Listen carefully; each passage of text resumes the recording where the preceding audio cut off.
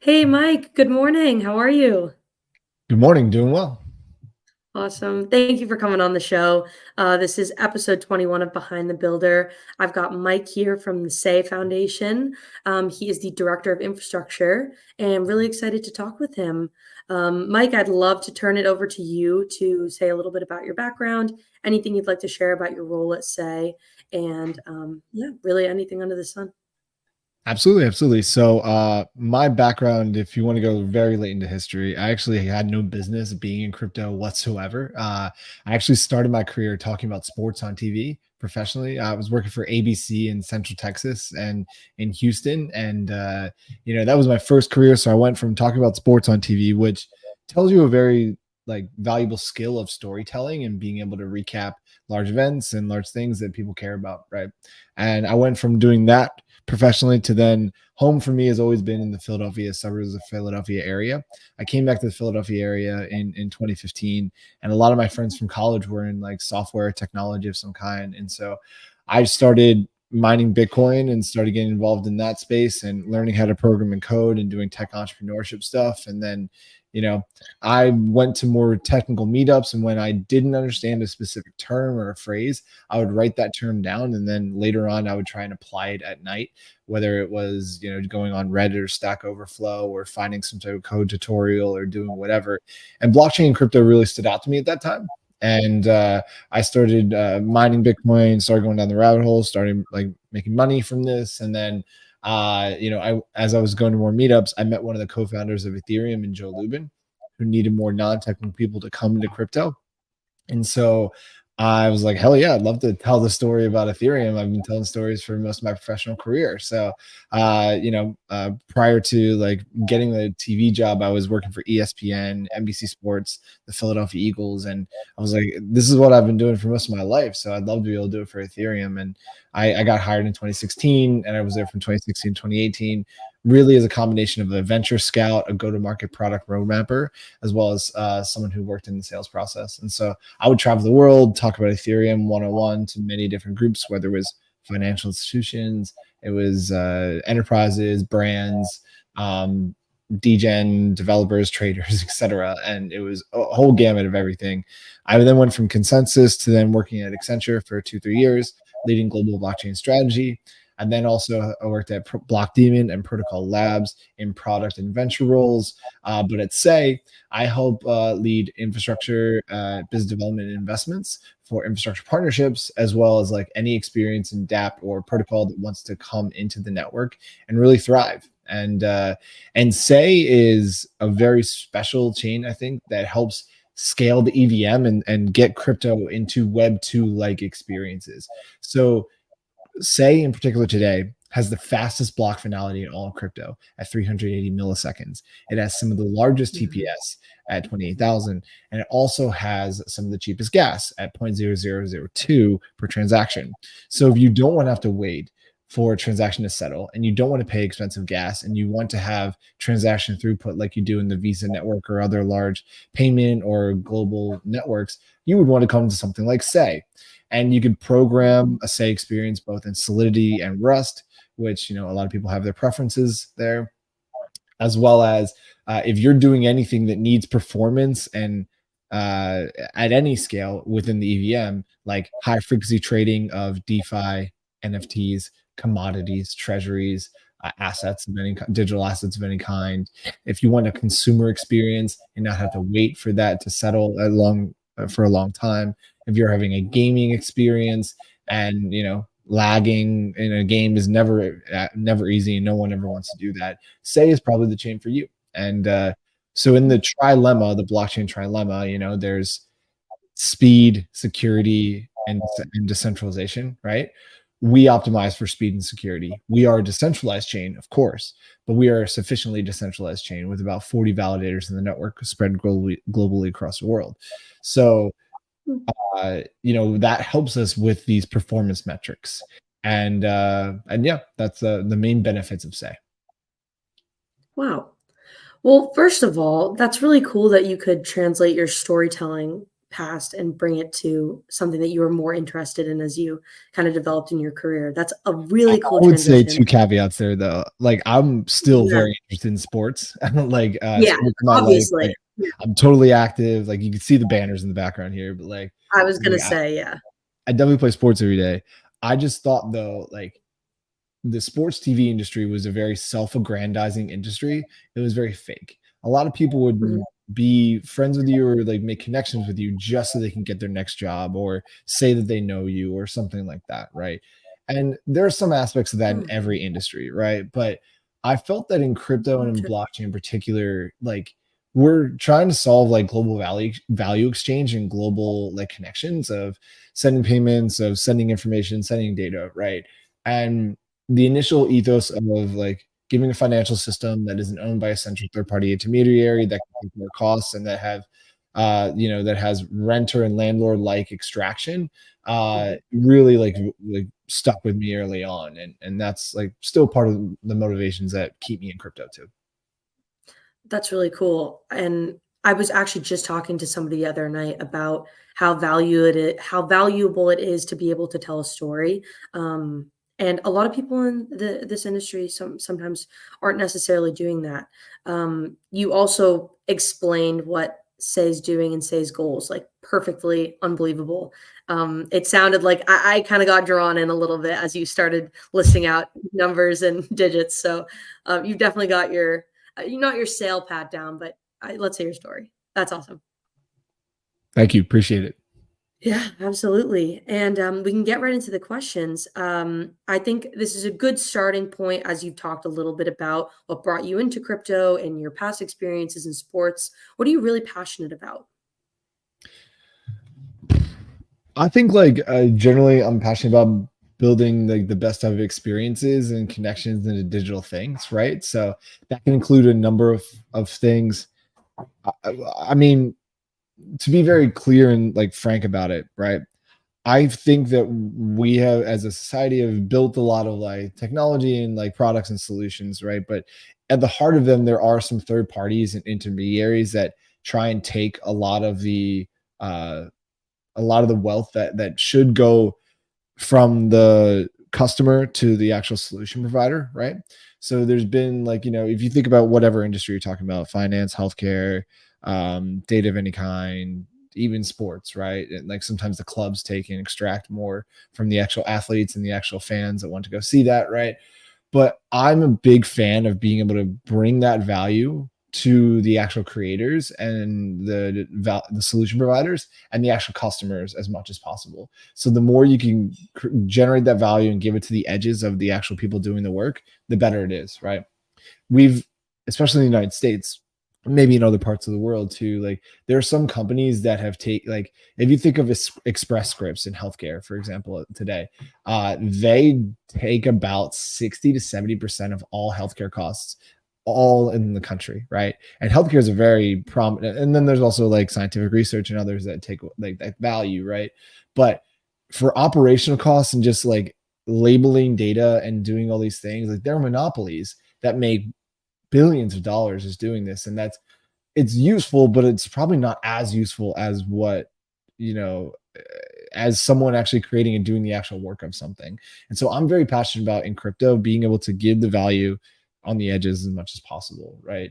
I also am passionate and so a lot of people talk about like banking the unbanked and like giving people like financial access in crypto, right? But if you really think about it, like financial access is connecting to where your local government, your fiat currency is most of all, right? But stable coins kind of flip that narrative a little bit. Stable coins are saying, okay, here's value that's connected to the internet.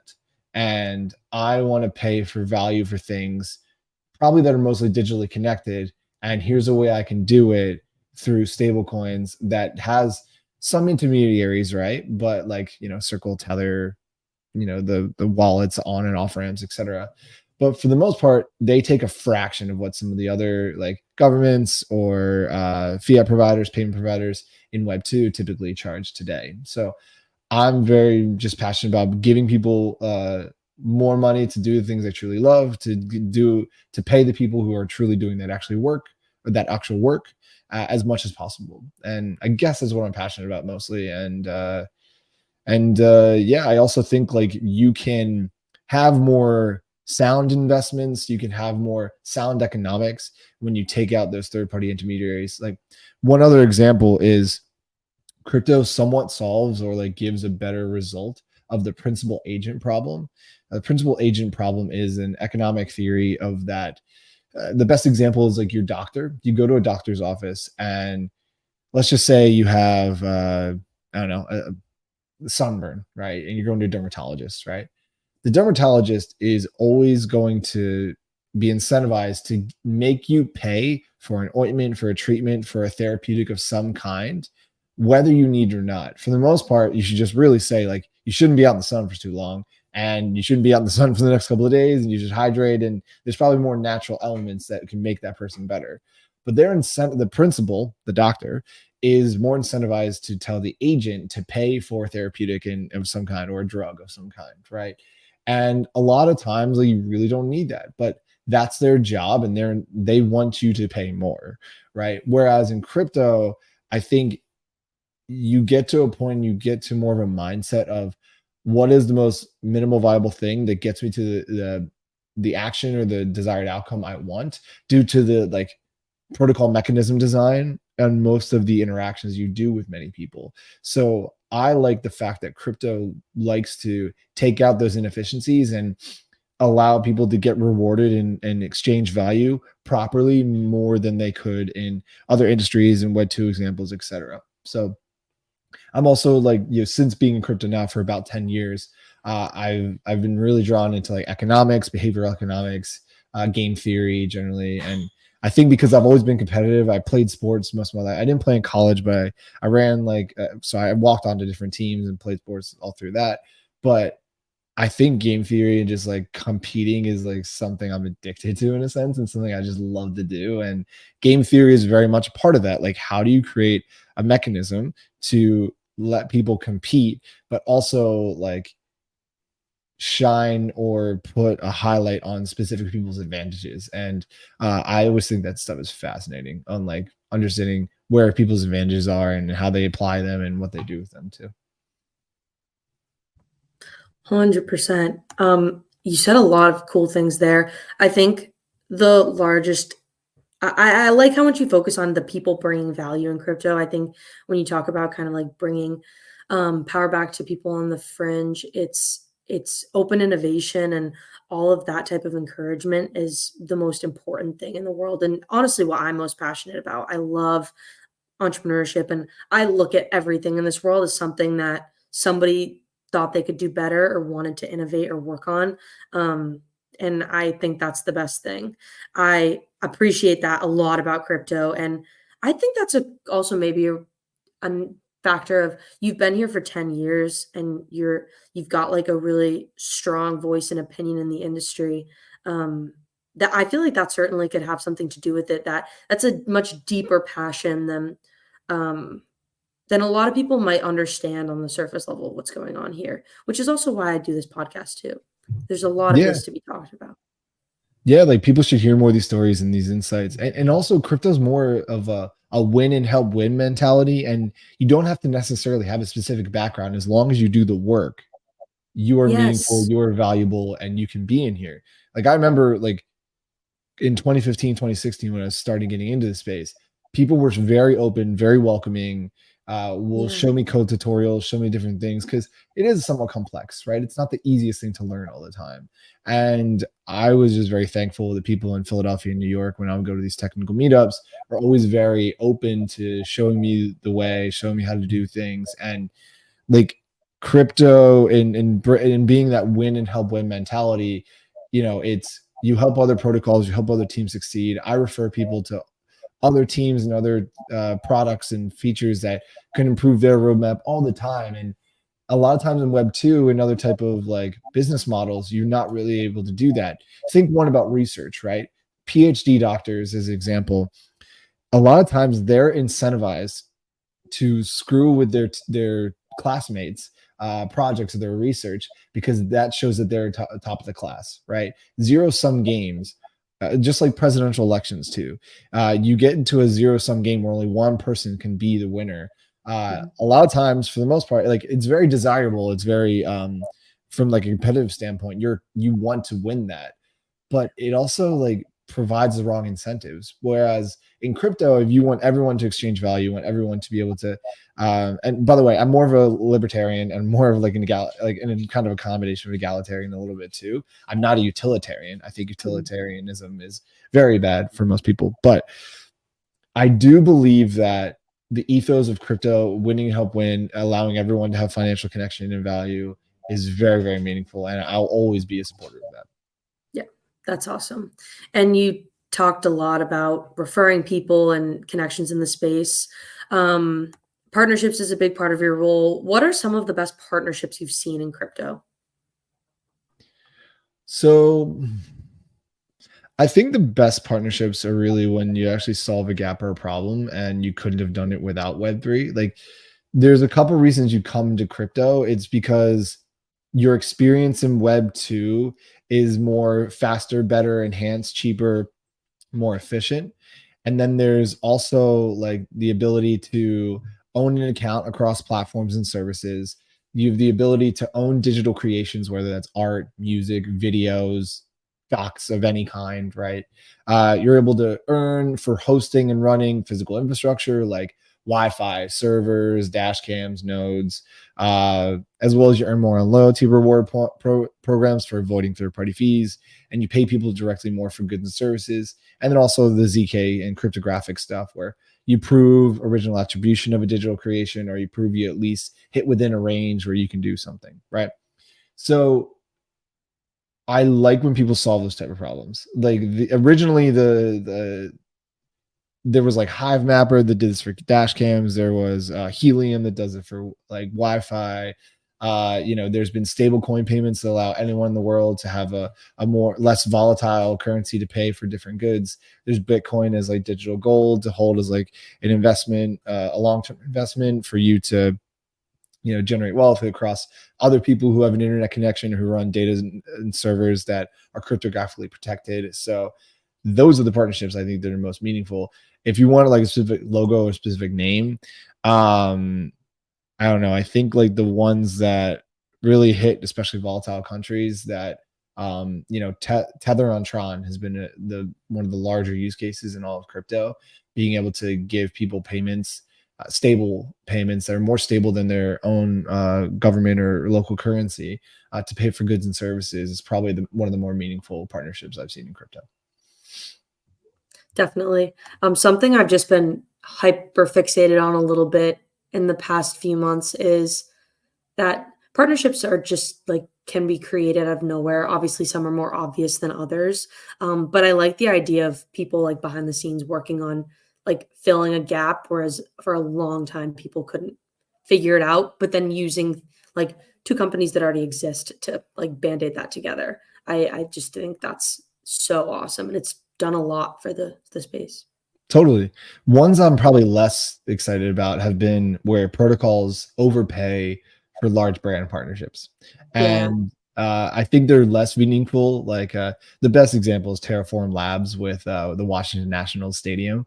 Yeah. That obviously was or FTX with the Miami Heat, American Airlines Arena, formerly stadium. I think those things are probably less meaningful. Yes, it shows it tells a story that crypto is out there and we can afford, I guess, to like get the brand name out there. But that is not. I don't know. That doesn't hit most of the crypto ethos. That just more so is like bolstering and like bringing attention where it's not needed. Yeah, but that's just different. I think it's less of a partnership and more of like that's just like paid advertising pretty much. Yeah, it's more beating of your chest, and Yeah, yeah, yeah. definitely. It definitely is. And what excites you the most right now in crypto? What are you looking forward to?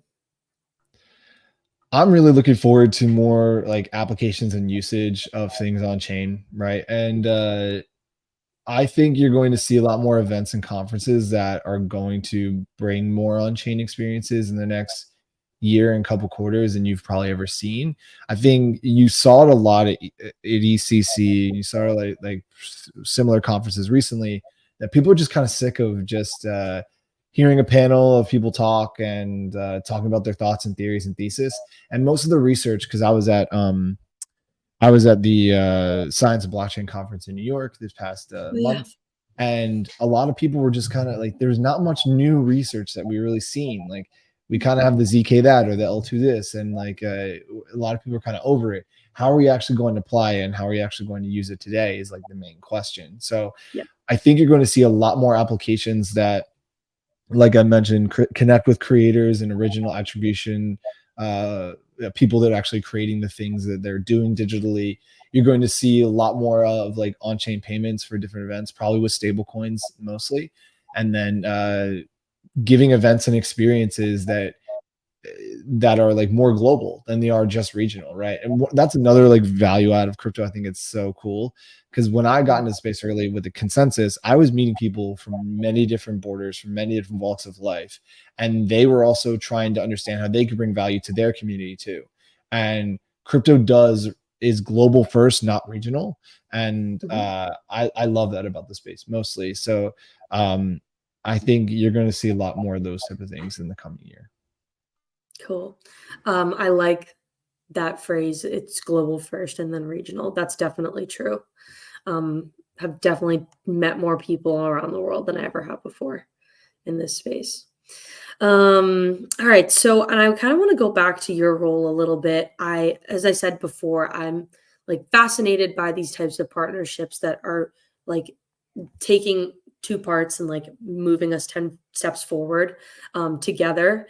And I want to know how you position yourself. Like, what do you prioritize in your role and your day and your weeks and your months to make sure that you're like thinking clearly about opportunities at hand and what's going on in the industry and how you Mhm. like conduct your research in that way, if that question makes sense.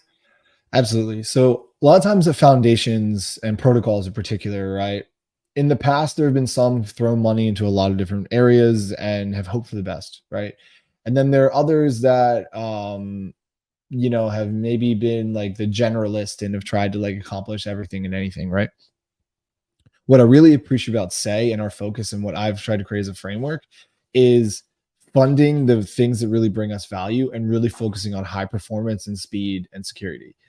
So, like, what I focus on mostly is okay, we don't give grants as a foundation for the most part, right?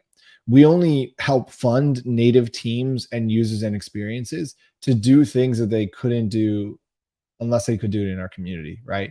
We also, though, will sometimes fund like very large network effect and blue chip crypto companies and teams that have that network effect of like millions of users that are already active and using their protocol and then coming in. There's maybe 2 to 10 that like fall in this category. Uniswap is one of them, OpenSea is one of them, Magic Eden, etc. Right? They have many people that are already using their protocol. They want to come in and they want to have a better experience. So when our native teams come to us and say, "Hey, I'd love to enhance or make this type of experience happen," we then go and we will find out that team. We'll see how they bring an actual value add. We will then potentially sometimes fund it with Sei Foundation money, and then we build that out and help like tell the story, do the go to market, build a community around it, etc. Right. Most of my work is like telling the story of like the benefits of Sei architecture and Sei speed on the EVM to scale the EVM because, and you're seeing it right now in like crypto Twitter a lot. People are like arguing in research communities of how do we scale the EVM? How do we scale the EVM? Well, we at Sei are saying we have the answer today. We have the ability that you could be able to hit these type of speeds and this type of throughput just hitting one pointer contract and all of your Ethereum like assets come on to Say with that type of speed. And so most of my day is helping people understand that, telling that story, getting them integrated. And then when technical details and architecture needs to be discussed, we guide them through that. We help answer the questions, etc. But when if you're not necessarily developing and coding and like building architecture or product or protocols, you need to be a writer, you need to be a storyteller, you need to be the person that uh, both in text, visual, and audio form can like share that out with as many people as possible. And if you're not sharing that out with as many people as possible, you're not doing your job right. And you're probably just, in analysis paralysis and it's not that great. So I always try and like tell our story, get in front of as many people as possible, make that known. That's awesome. And what are your goals specifically for you at Say? Yeah, so I mean, there's obviously like experience goals. Like I would love to see and find at least 3 to 5 killer apps that you can't do in other ecosystems or other type of like protocols that say like really brought that. I think we're having at least two now, like within gaming in particular. We have a gaming lead that is based in Singapore that came onto the team just about, I want to say 6 weeks ago. And he's brought on about 20 games that are now like live on Say. And there's a clear product market fit of if you want a gaming experience, you want to earn crypto and you want crypto like rewards and composability, you come to Say to have that speed as well as the decentralization, right? We found, I think, a lot within like high frequency trading of any kind, like I mentioned, treasuries, commodities, NFTs, and DeFi. That is taking off a lot, and people are able to have like high frequency trading speeds on Say rather than on like ETH mainnet, because ETH mainnet takes anywhere between 4 to 12 seconds for a transaction to settle, right? So those are two that are really standing out. I think other things that could be really possible are stablecoin payments, settlement, and remittance within Say. So if you want your stablecoin to settle as fast as possible, just like it does like on your phone, right? If you were to do your phone, do a tap to pay on a point of sale system of any kind, right? That transaction could settle faster than any other protocol you get in the world. And I think we have some partners and some payment providers that are coming into the space that are really going to be able to showcase that soon. But you could also pay, like we had people in New York City, I think it was Labor Day weekend, they were paying for beer with Say, and instead of like a credit card fee of 3 to 5% with some of the large providers, they were able to just there was a 0.0002 transaction fee that they took on the point of sale system. They did it through their Coinbase wallet, and they paid for it with Say, and it just settled instantaneously. And so, those are the simple type of thing. They seem simple, right, when you describe it, but in order to like bring all the different components, architecture, and pieces together is the complex thing. So I want to continue to build those type of experiences. I love to do it for more creators and people of art of any kind, whether it's digital art, whether it's like physical, it's producing music, producing digital music. Obviously, the more you can connect the value stream and the marketplace and the network of people that consume it to a digital platform or product, the easier it is to reward people in crypto. But yeah, I think like those are the type of value adds we're really looking to bring to the world. That's so well put. And it kind of made me think of something I heard the other day on a Empire Blockworks podcast. I don't know if you ever listen to those guys, but they talked a little bit about the problem with the US and crypto is that we kind of first have to, in other countries, I'll say this first, in other countries, there's immediate issues with the financial systems and financial freedom and those types of things. But in the US, we almost have to kind of convince the people that there's a problem first, because to the like naked eye, there's not really that much of an issue. Like how often are consumers thinking about the 2 to 5% credit card fee that's going on behind the scenes for merchants? But I agree with you. Like when I learned about that merchant fee thing and how crypto could help with that, it blew my mind, and I was like, this is a huge opportunity to help everybody. Everybody wins from that Yeah, it's situation. only really valuable at scale. Like for an individual Yeah, person, if you're like of median income, right? You're like, yeah, it's okay, but like right. does it really matter? But it's when you think about you times 100,000 or a million people, like that's where it becomes like hundreds of millions and billions of dollars. Right. 100%. Um, that's so cool, Mike. And And I one other point to that, like while we're staying please, onto it, right? It's like yeah. everyone's freaking out about AI being able to like come and take their jobs and things like that, right? I challenge that aspect, and I hope AI takes a lot of those operational and admin efficiency jobs, because people should not be focusing on jobs like that. People are more meant for like emotional intelligence, emotional Mhm. relations, how to connect with others, right? And like make that more meaningful, right? The more you're doing like an admin or like a robotic like job, the more you're probably not going to make it. And the more you're probably just going to be bored out of your mind doing your Yeah. type of job, right? The thing we really need to be mindful of when it comes to AI is the things that are already in front of us today, like deep fakes, and understanding what is actually human and who's doing what, right? And like those are the issues that you really need to be mindful of. Not that like AI is going to take my job. Like AI will probably take away the mundane thing you may be doing right now in your job, but you'll find a different skill because you're human, you could adapt, and you'll do something else that's more meaningful to society. So and storytelling is a big part of that. So yeah. Completely agree. And I think that you would agree with me on this too. Like every piece of like really fantastic content or things that are like reactive on social media or are really deep, it's not by AI. It maybe like ideas can start from AI, but I've never written a piece of content like solely based on AI ever. I think everyone can tell when, like, I do it on Twitter all the time. I can tell when there's a bot reply compared to Yeah. when there's an actual reply. And Yeah. I'll just post on and say, thank you, bot. But for the most part, it's you can tell as a human Yeah. when there's a human output on any type of like sentence or thing. And what's funny is I've noticed a lot of people posting more with like not proper capitalization, not proper punctuation, Yeah. just to show that you are human, like everything's in lowercase, or I'm not going to do apostrophe here or there.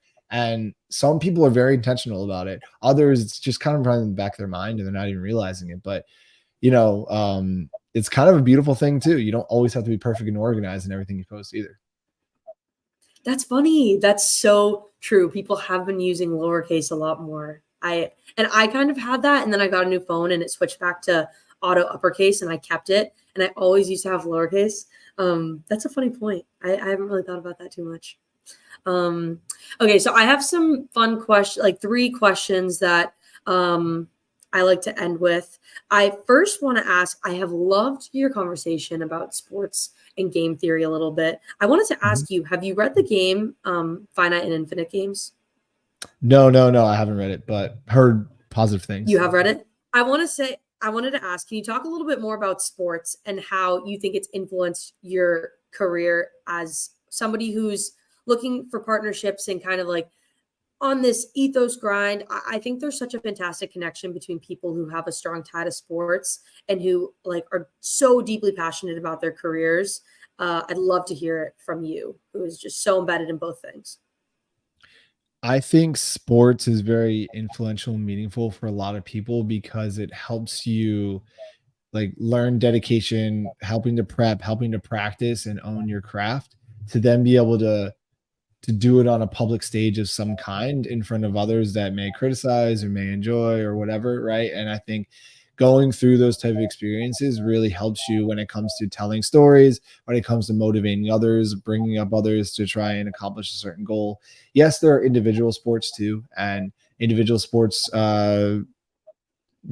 athletes are also very good in this type of category too. But I think it's the ones that play team sports that have probably been most impacted by this and probably are more successful from those type of backgrounds and experiences. So uh, obviously you don't have to come from a sports one. You could do this from like doing a play or theater and like presenting a show of any kind, right? I think that really is meaningful. Like working in orchestra, within a band, all those things are still very meaningful too.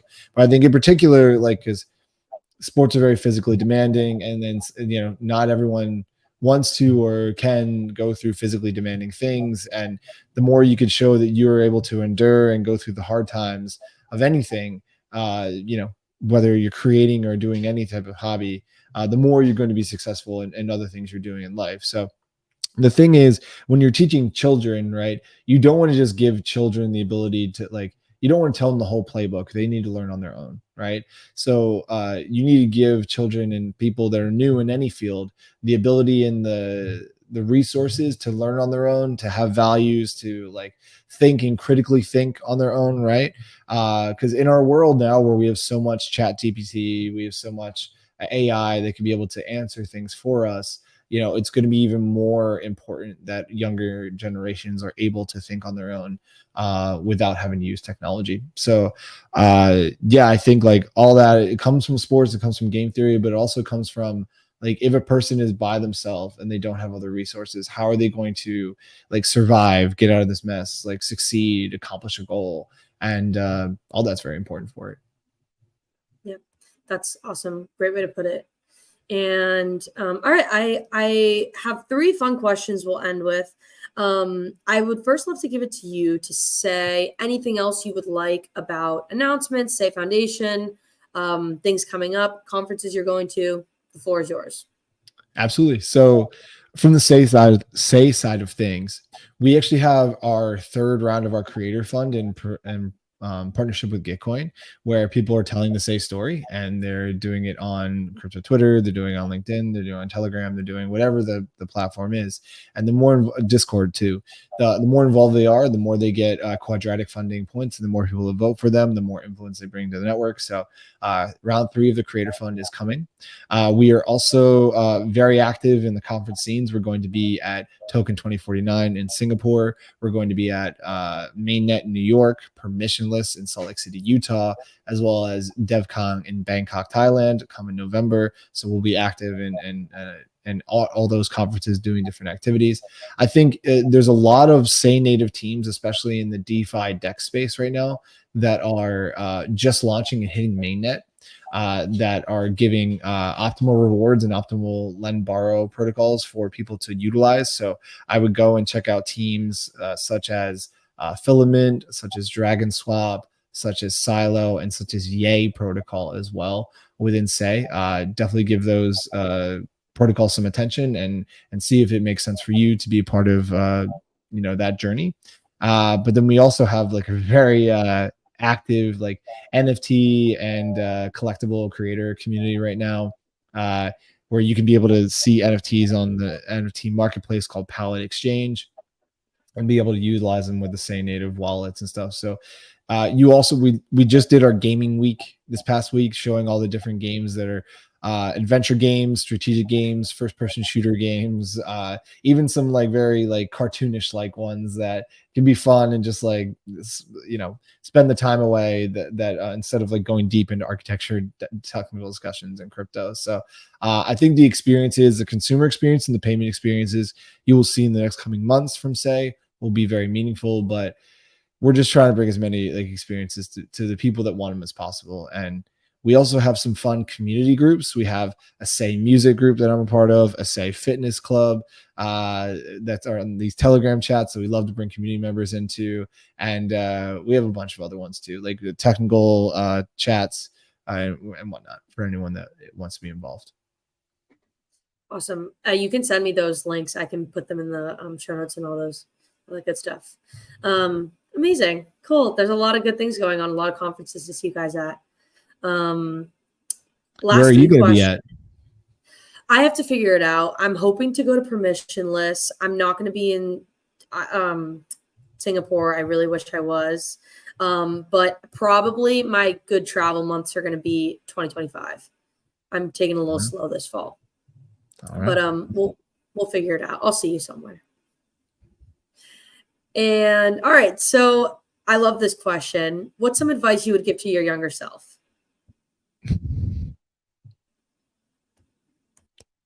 Don't stress as much. I think I stressed myself out a lot when I was younger, like have these certain jobs or these certain goals, right? And I hit a lot of them, right? Like I always wanted to talk about sports on TV from when I was a kid and did that job, and that was cool. But I think like I was very stressed about the internships and like making a certain amount of money and other things and I did have a lot of fun when I was younger. Don't get me wrong. Like I did a lot of the young, like 20-year-old things and got to experience, but I think it would be don't stress as much and experience and travel even more than you think you have to or should. Because at some point it'll all really work out. And the more you're like dedicated and focused, like your 20s should be all about experiences and doing something new that you didn't think you would be interested in, right? Like school gives you some of that, but really saying yes to everything in your 20s and then being more selective in your 30s and 40s is probably the best advice you can really give anybody. And then always spend as much time with your family. I think that is something I've always loved to do, and like very close with different family and friends that are here in the Philadelphia area that I love and that I would never give up. But never give up your value of your friends and your family over career or anything, because it's never worth it. And also, I don't think a lot of young people that come to crypto, they're like, oh, I need to move to New York. I need to move to Miami, San Francisco, like a crypto hub. I want to stay in the industry. I personally believe you don't really need to do that. I've lived in the Philadelphia city or suburbs area for most of my crypto career. I've never lived in New York. I know plenty of people in New York, and you really don't need to do it. In fact, you have a better work-life balance when you're close to a tech or crypto mecca than actually having to be immersed into it, because you could really burn you out and really make you sick of it, actually. So I would highly encourage people to never give up like their friends and family and the people they care and love most. But also, be able to, if someone doesn't fit your needs, your benefits, and your values at some point too, be able to let them go too, because you only live once, life is short. And I don't know, I don't take any weekend or day for granted, and that's another good advice I think that people should follow. Very true. Time is borrowed. We're lucky to get any time that we have.